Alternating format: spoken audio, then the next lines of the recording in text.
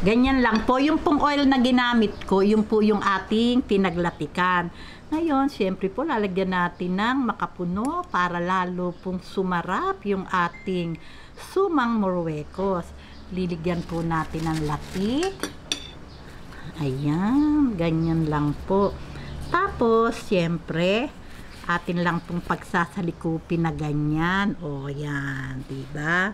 O, ganyan lang po. Tapos, atin na pong ibabalot. Ayan, ganyan. Ayan, o, diba? Medyo pipisain po natin yung, ayan, nagkabilang dulo para pantay po yung ating suman. Pagkatapos, ganyan, ilulupi lang po natin yung magkabilang dulo. Ayan. Yung pong laki, nasa inyo kung gaano gusto nyong kalaki.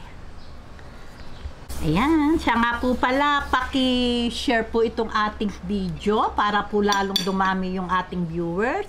At syempre po, kung meron po kayong request, mag-comment lang po kayo sa baba.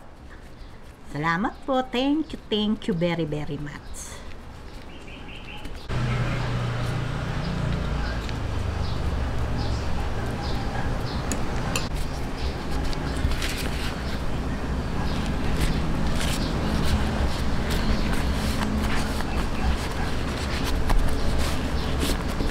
Ayan, ngayon tapusin lang po natin yung ating pagbabalot at syempre po, i-steam na po natin.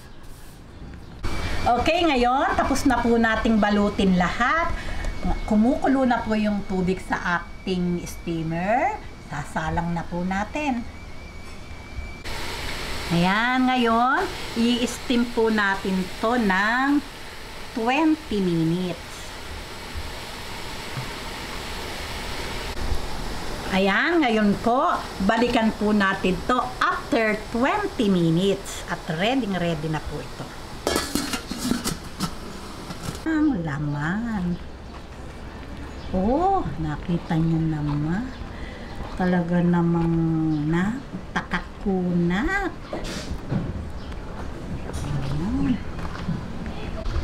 Ayan, heto na po ang talaga namang napakasarap na sumang Marruecos.